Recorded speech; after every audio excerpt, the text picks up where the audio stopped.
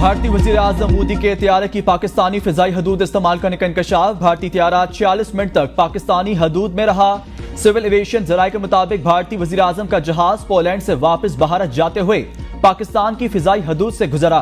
तैयारा चित्राल से पाकिस्तानी फिजाई हदूद में दाखिल हुआ और लाहौर की फिजाई हदूद से होता हुआ भारतीय शहर अमृतसर गया। भारतीय वजीर आजम के तैयारे को पाकिस्तानी फिजाई हदूद इस्तेमाल करने की इजाजत किसने दी, तफसीलात सामने नहीं आ सकी।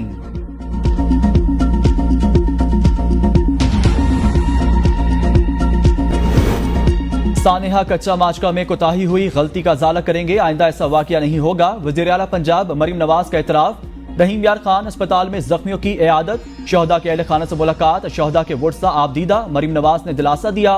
वज़ीर आला ने रोती हुई बेवा खातून को गले लगा किया, कहा हर शहीद कौम का हीरो है, सोगवार खानदानों की भरपूर कफालत की जाएगी। शहदा के बच्चों को मुफ्त तालीम, घर और नौकरी भी दी जाएगी। शहदा के लवाहिकीन की तकलीफ को अपनी तकलीफ समझती हूँ, हमला करने वालों को नहीं छोड़ेंगे। वज़ीर आला की अस्पताल के मसाइल हल करने की हिदायत, हौसले बुलंद हैं, ठीक होकर फिर मुकाबला करेंगे। जख्मी सिपाही बिलाल का अज़म।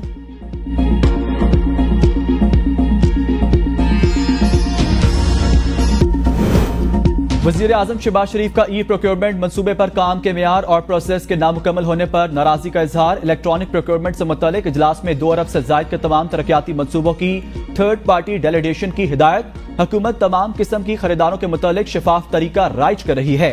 शिकायत के हल के निजाम को प्रोक्योरिंग एजेंसी के मातहत नहीं होना चाहिए।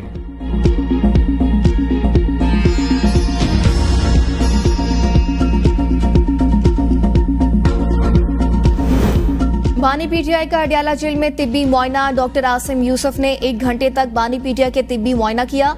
बानी पीटीआई को कुछ रोज से टेटनस मर्ज की शिकायत थी। वकला ने 8 अगस्त को तिब्बी मुआयने की दरख्वास्त की थी।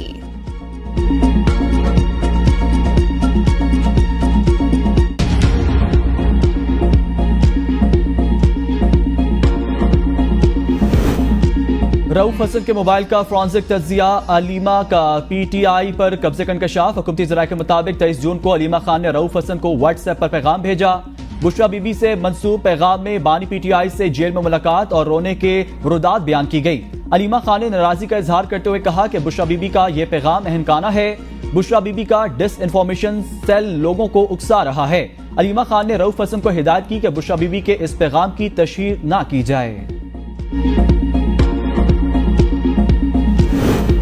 और बुशरा ग्रुप्स पीटीआई पर कब्जा करना चाहते हैं। बुशरा बीबी जो झूठा बयानियां बना रहे हैं उसमें कोई हकीकत नहीं। नफरत तकसीम की सियासत करने वालों की अपनी पार्टी इंतशार का शिकार है। वजीर इत्तलात अता तारड़ की लाहौर में प्रेस कॉन्फ्रेंस, कहा बुशरा बीबी की कोशिश थी वो पार्टी पर अपनी गिरफ्त मजबूत करे।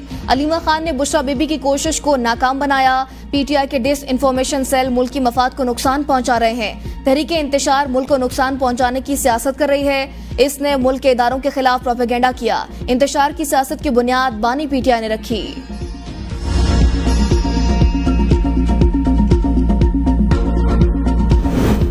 भाभी और नंद में पार्टी पर कब्जे की जंग चल रही है। फितना पार्टी मुल्क में इंतशार फैलाने के लिए किसी भी हद तक जा सकती है। वज़ीर इत्तलात पंजाब अस्मा बुखारी का अलीमा खान और रऊफ हसन की व्हाट्सएप चैट पर रद्द-ए-अमल, कहा बानी पीटीआई और बुशरा बीबी के प्रोपेगेंडो से अब कोई चीज बईद नहीं। बानी पीटीआई एक हफ्ते मौला जट बनते, अगले हफ्ते मासूम परिंदा बन जाते हैं। इक्तदार में थे तो मुखालफिन को दीवार में चुनवा देने के प्लान बनाते रहे। अब दोनों मियां बीवी जेल की दीवारों के साए से भी डरने लगे हैं।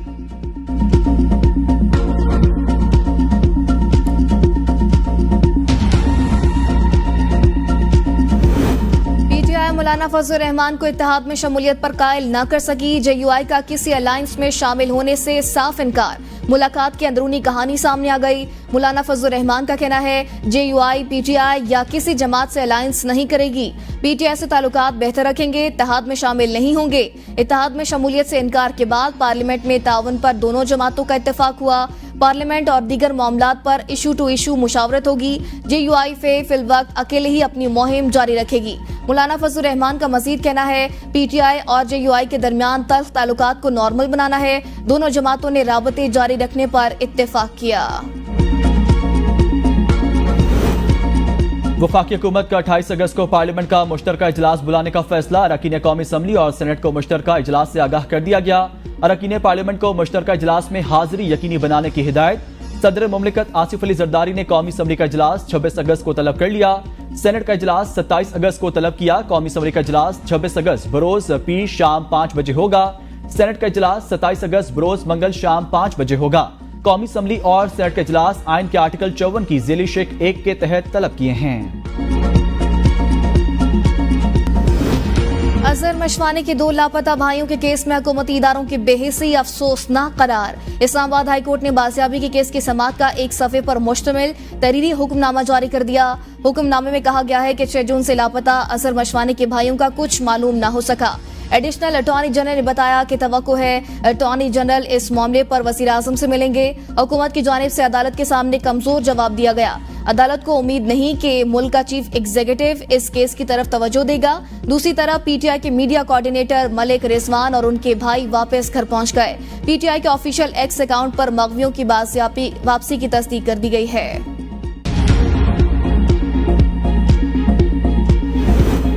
पार्लियामेंट हाउस में मुलाजमीन की भर्तियों का मामला इस्लामाबाद हाई कोर्ट पहुंच गया। पीटीआई रहनुमा नादिया खटक ने भर्तियों के खिलाफ इस्लामाबाद हाई कोर्ट में दरख्वास्त दायर कर दी। दरख्वास्त में सेक्रेटरी दाखिला, वजारत कानून, चेयरमैन सेनेट और दीगर को फरीक बनाया गया। दरख्वास्त में गैर कानूनी भर्तियों को रोकने की इस्तदा।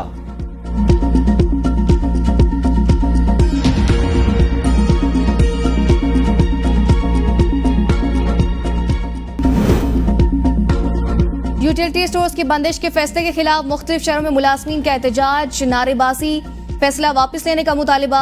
मुजाहिरीन का कहना था यूटिलिटी स्टोर्स की बंदिश हजारों मुलाजमीन का मुआशी कत्ल है। हुकूमत को किसी सूरत यूटिलिटी स्टोर्स बंद करने की इजाजत नहीं देंगे। आजाद कश्मीर में भी यूटिलिटी स्टोर्स की बंदिश के फैसले पर सैकड़ों मुलाजमीन में तशवीश की लहर दौड़ गई। हुकूमती ऐलान के बाद 109 मुलाजमीन मुलाजमत से बर्खास्त कर दिए जाएंगे।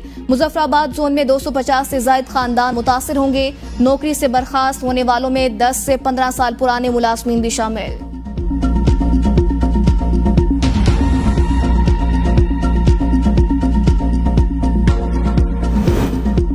हुकूमत इश्तिहारी मुहिम पर करोड़ों खर्च कर रही है, लेकिन यूटिलिटी स्टोर्स के लिए पैसे नहीं। मुशीर इत्तलात खैबर पख्तूनख्वा बैरिस्टर सैफ का यूटिलिटी स्टोर्स बंद कराने के फैसले पर रद्दअमल। कहा, यूटिलिटी स्टोर्स बंद कराना नाअहल हुकूमत की गरीब दुश्मन पॉलिसी का वाज़ेह सबूत है। मैंडेट चोर हुकूमत ने महंगाई के सताए अवाम को इस रिलीफ से भी महरूम किया। स्टोर्स बंद कराने से हजारों की तादाद में खानदानों का जरिया माश भी छीना गया। टिकटॉकर राजकुमारी मरीम नवाज जाती तशहीर पर करोड़ों रुपए खर्च कर रही हैं। गरीब आवाम पर पैसे खर्च करने का खजाना खाली है। महंगाई के इस दौर में गरीब जाएं तो कहां जाएं। जाली फॉर्म 47 हुकूमत में गरीब आवाम खुदकुशियों पर मजबूर हैं। 2018 के जो इंतखाबात हुए थे वो एक दानपीज़दा इंतखाबात थे। 2018 के इंतखाबात में आरटीएस बिठा के एक मसनूई शख्स को जो है वो जबरदस्ती वजीर आज़म बनाया गया। साल 2018 में जाली इंतखाबात के जरिए पीटीआई को मुल्क पर मुसल्लत किया गया। पीटीआई की नाअहली का बोझ दूसरी हुकूमतों पर पड़ा। सिंध के सीनियर वजीर शर्जील इनाम मेमन की मीडिया से गुफ्तगू। कहा, पीटीआई की हुकूमत ने लोगों को नौकरियां देने का वादा किया।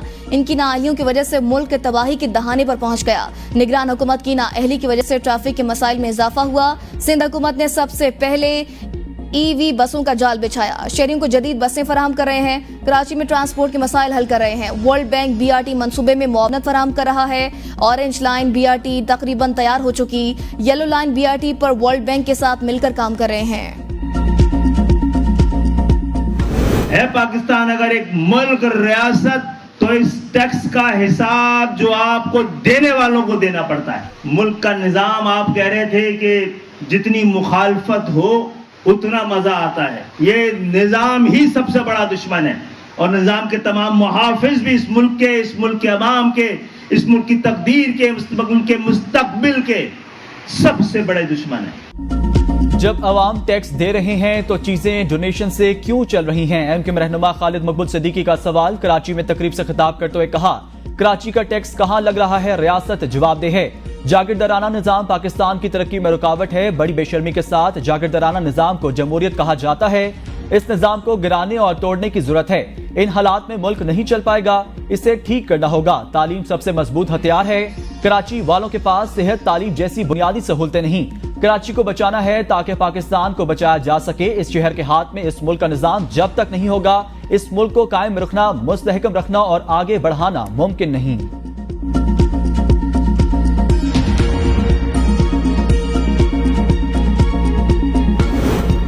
यकम सितंबर से पेट्रोल और डीजल के निर्खों में फी लीटर 5 से 6 रुपए कमी का इम्कान। कमी की बुनियादी वजह आलमी मार्केट में तेल की कीमतें कम होना है। आलमी मार्केट में पेट्रोल और डीजल की कीमतें गुज़िश्ता 15 रोज के दौरान $2 से $2.5 फी बैरल कम हुई।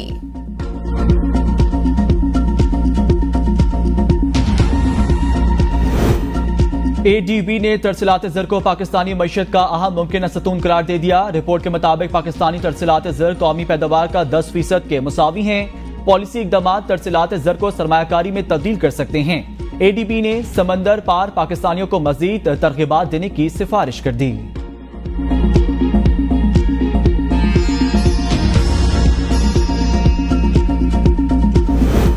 सदर मुस्लिम लीग नून नवाज शरीफ का मरी के मुख्तलिफ इलाकों का दौरा, माल रोड और पिंडी पॉइंट का तफसीली जायजा लिया। नवाज शरीफ ने कश्मीर पॉइंट, जीका गली और कुल्डना का भी दौरा किया। हुसैन नवाज और कैप्टन रिटायर्ड सफदर भी नवाज शरीफ के हमरा थे।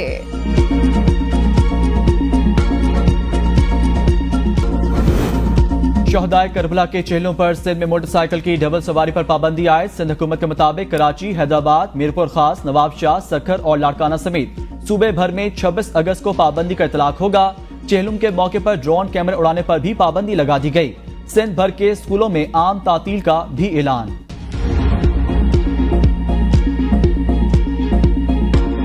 परहेटगारों में शामिल हैं।